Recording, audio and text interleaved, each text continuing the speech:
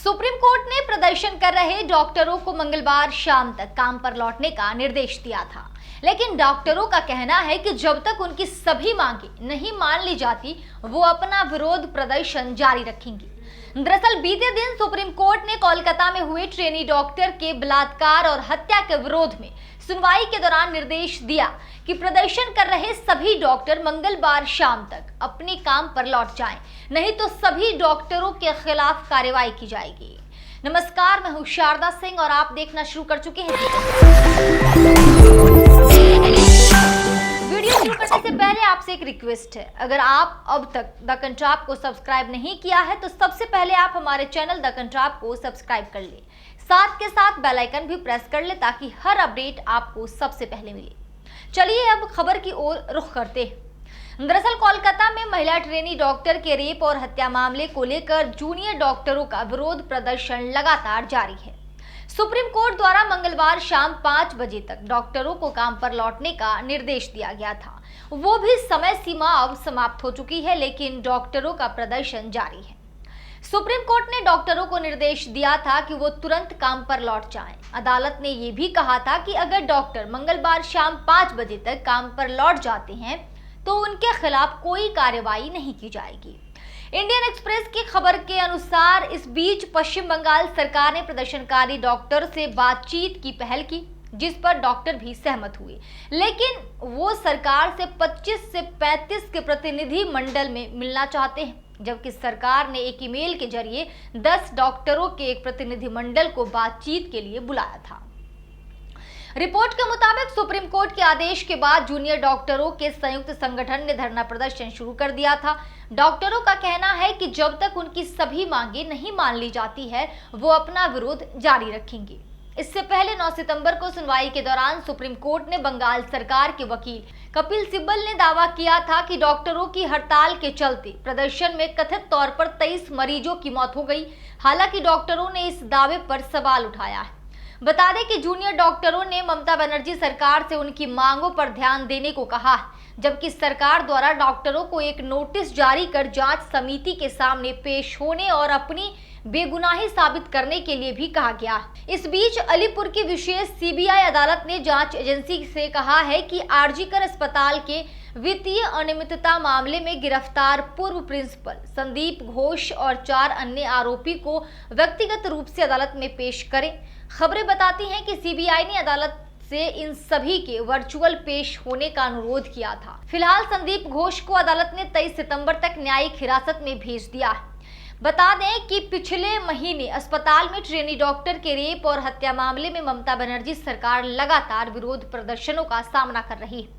हाल ही में मुख्यमंत्री ने सभी प्रदर्शनकारियों से दुर्गा पूजा उत्सव के लिए लौटने को कहा था, जिसे लेकर उनकी कड़ी आलोचना देखने को मिल रही।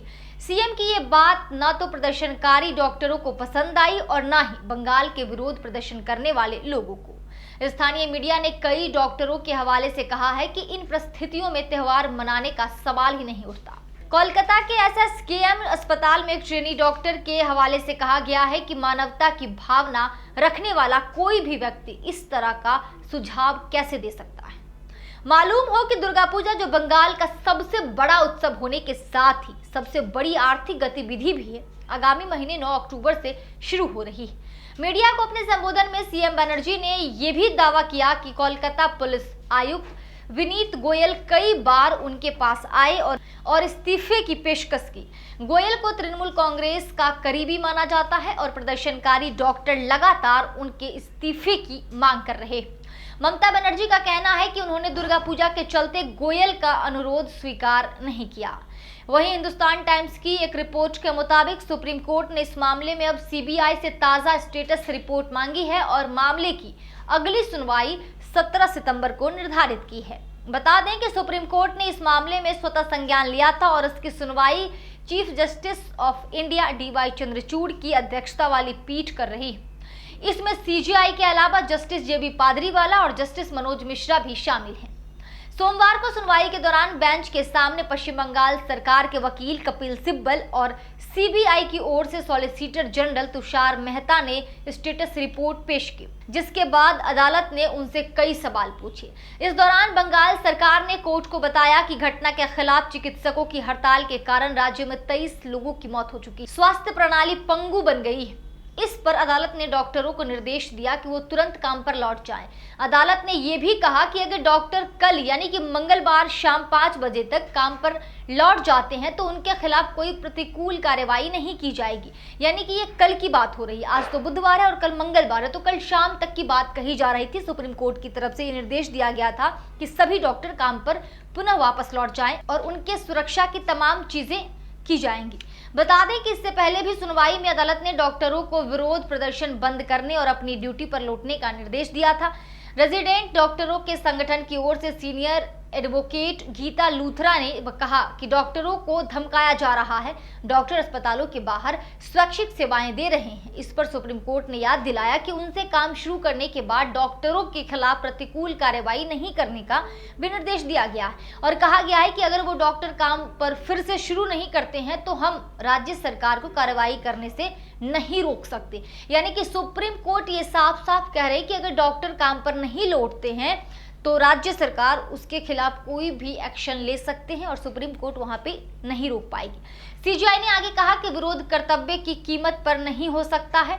हम यह सुनिश्चित करना चाहते हैं कि डॉक्टर काम पर वापस लौटे, वो सेवा देने के लिए एक व्यवस्था में है। हम सुविधा देंगे लेकिन उन्हें भी इसके बदले काम करना होगा। वहीं लाइव लॉ के अनुसार कोर्ट ने राज्य को यह सुनिश्चित करने का भी निर्देश दिया कि अस्पतालों में काम करने का माहौल बनाया जाए।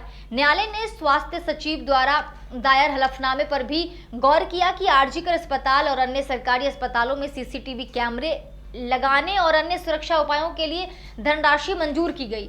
न्यायालय ने जिला कलेक्टरों को एसपी के साथ मिलकर इन उपायों की निगरानी करने का निर्देश दिया है।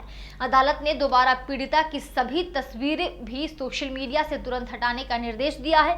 अदालत ने यह भी स्पष्ट शब्दों में कहा है कि कोलकाता पुलिस ने बलात्कार और हत्या की घटना के सिलसिले में एफआईआर दर्ज करने में कम से कम 14 घंटे की देरी की। अदालत ने कहा कि हम इसकी वजह जानना चाहते हैं। गौरतलब है कि कोलकाता में डॉक्टर के रेप और हत्या को 1 महीने पूरा हो गया है। इससे पहले की सुनवाई में अदालत ने देश भर में डॉक्टरों और मेडिकल स्टाफ के लिए सुरक्षा बंदोबस्त के अभाव पर भी चिंता जताई थी और एक राष्ट्रीय स्टाफ फोर्स का गठन किया था। इस टास्क फोर्स का काम राष्ट्रीय स्तर पर मेडिकल स्टाफ की सुरक्षा संबंधी प्रोटोकॉल तैयार करना है। इस मामले में सुप्रीम कोर्ट ने सुनवाई के दौरान कई महत्वपूर्ण टिप्पणी भी की थी, जिसमें पश्चिम बंगाल शासन प्रशासन के रवैये और महिलाओं के साथ कार्यस्थल पर होने वाली हिंसा को लेकर भी चिंता जाहिर की थी। आपको बता दें कि बीते 9 अगस्त को आरजीकर मेडिकल कॉलेज के सेमिनार हॉल में एक पोस्ट ग्रेजुएट ट्रेनी डॉक्टर का शव मिला था।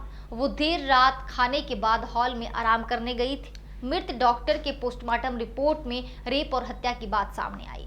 ऑटोप्सी रिपोर्ट में पीड़िता की आंख, मुंह और प्राइवेट पार्ट से खून बह रहा था। वहीं बाएं पैर, गर्दन, हाथ और होठों पर भी चोट के निशान थे। बंगाल सरकार ने इस मामले की जांच के लिए एसआईटी का गठन किया था, जिसमें एक शख्स को गिरफ्तार किया गया था। इसके बाद मामला अदालत के आदेश के बाद सीबीआई को सौंप दिया गया। सीबीआई ने मेडिकल कॉलेज के पूर्व प्रिंसिपल संदीप घोष को भी गिरफ्तार किया है। डॉक्टरों के संगठनों ने शासन प्रशासन से आरोपियों के खिलाफ त्वरित और सख्त कार्रवाई की मांग की थी। साथ ही देश भर में डॉक्टरों के लिए सुरक्षित वातावरण सुनिश्चित करने को कहा गया था।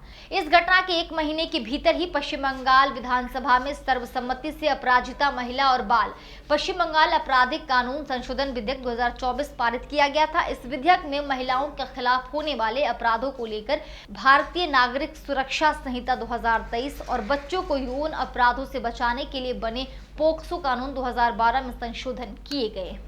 राज्य सरकार का दावा है कि ये एक ऐतिहासिक कानून है जिससे पीड़ित को जल्द न्याय मिलेगा। बहरहाल इस खबर में इतना ही। अगर आपको ये वीडियो पसंद आया हो तो वीडियो को लाइक करें और ज्यादा से ज्यादा शेयर करें ताकि ज्यादा से ज्यादा लोगों तक की जानकारी पहुंच सके और साथ ही चैनल को सब्सक्राइब करना ना भूलें।